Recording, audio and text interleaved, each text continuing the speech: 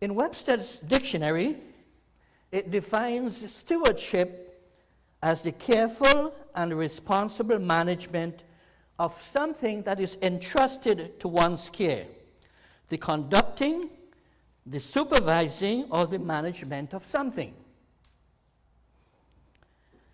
The first area of stewardship I'd like to talk about is the environment. Have you ever thought that we should be stewards of the environment? Let's look at Genesis.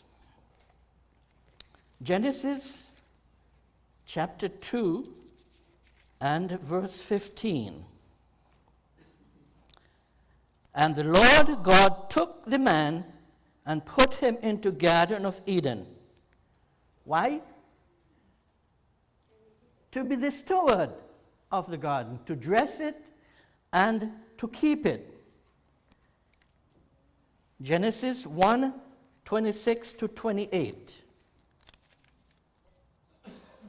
And God said, let us make man in our image, after our likeness, and let them have dominion over the fish of the sea, and over the fowl of the air, and over the cattle, and over all the earth, and over every creeping thing that creepeth upon the earth. And so God created man in his own image. In the image of God created he him. Male and female created he them. And God blessed them, and said unto them, be fruitful and multiply, replenish the earth, and subdue it. Have dominion over the fish of the sea, and over the fowl of the air, and every living thing that moveth upon the earth. And so God created the earth, and he gave it to us. And he pronounced it very good. And after he pronounced it very good, he gave it to man to take care of.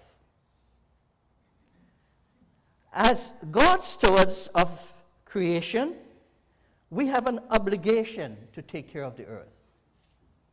As Christians who believe that this world and the life and the resources on it are gifts from God, we should be the forefront of seeking to take care of the world.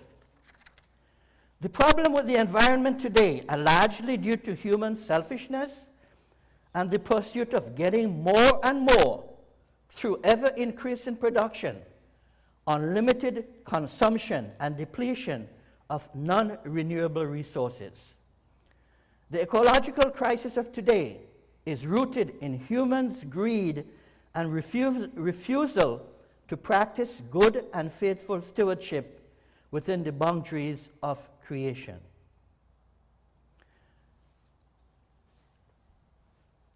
Do we suffer from what we've done to the earth? Yes. You know, it's my belief, and I've never done any research to prove this, but it's my belief that a lot of the cancers we have in the world today is our own fault because of the way we've treated the environment. Think back. For generations, we've got farmers out there spraying the crops and the orchards with chemicals, fertilizing. Think of all the factories. Chemicals and toxic products produced from the factories, dumped in the ocean, dumped in the soil, in the environment.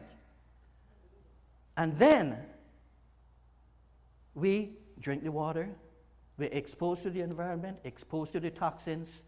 I had one, when I was working in Dowagiac, I was in charge of the laboratory there, and I had a gentleman who had polycythemia. Poly means what? Many. Cythemia, or cyte, cells, emia, blood.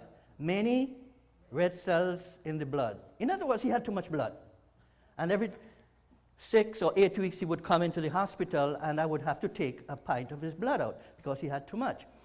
And I would sit there with him and talking with him, and he said, you know, Cliff, every street that I live on, somebody has some kind of cancer.